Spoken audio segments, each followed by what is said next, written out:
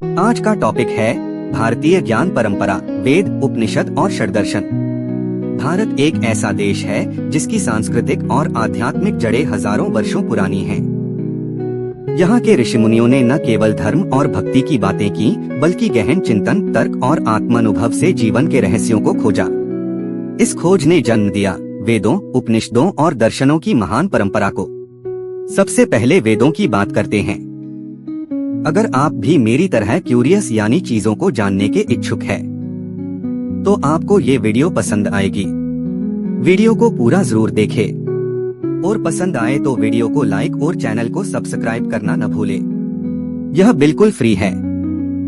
हमारे भारत की विरासत के बारे में जानने के लिए जुड़े रहे। अब टॉपिक पे आते हैं। वेद, जिन्हें भारतीय ज्ञान की नींव माना जाता है। वेद सबसे प्राचीन धार्मिक और दार्शनिक ग्रंथ माने जाते हैं। वेद का अर्थ है ज्ञान। भारत में कुल 4 वेद हैं। जानते हैं किस वेद में क्या है, चलिए जानते हैं। ऋग्वेद में स्तुति और मंत्रों का संकलन मिलता है। यजुर्वेद में यज्ञ और कर्मकांड की विधियां पाई जाती हैं। सामवेद में संगीत में गाए जाने वाले मंत्र हैं। अथर्ववेद में घरेलू जीवन, तंत्र, औषधि आदि के बारे में वर्णन मिलता है।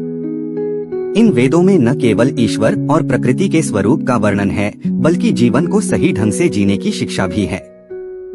वेदों को श्रुति कहा जाता है क्योंकि ये सुने गए ज्ञान हैं, ऋषियों को ध्यान में दिव्य रूप से प्राप्त हुए।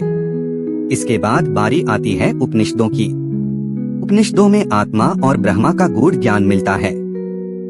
वेदों के अंत में जो गूढ़ विचार दिए गए हैं, वे उपनिषद कहलाते हैं। इनका उद्देश्य है आत्मा, ब्रह्मा, मोक्ष और ज्ञान को समझाना।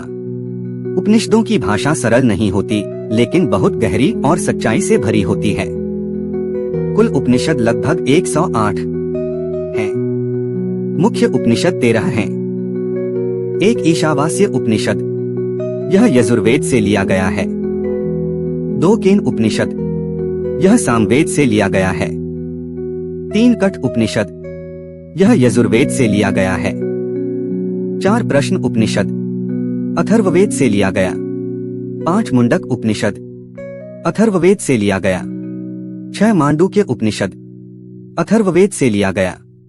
7 तैत्तिरीय उपनिषद, यजुर्वेद से लिया गया। 8 ऐत्रेय उपनिषद, ऋग्वेद से लिया गया। 9 छांदोग्य उपनिषद, सामवेद से लिया गया। 10वां बृहदारण्यक उपनिषद, यजुर्वेद से। 11वां श्वेताश्वतर उपनिषद, यजुर्वेद से लिया गया। 12 कौशिकी उपनिषद, ऋग्वेद से लिया गया।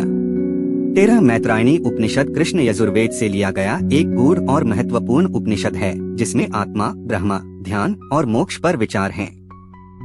इन ग्रंथों में गुरु और शिष्य के संवाद के रूप में ज्ञान दिया गया है।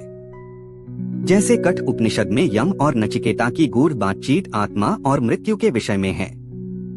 यह हमें सिखाता है कि बाहरी सुख क्षणिक हैं और स्थायी शांति आत्मज्ञान से ही मिलती है। षड्दर्शन की बात अगले वीडियो में करेंगे। वीडियो को लाइक और चैनल को सब्सक्राइब जरूर करें। धन्यवाद।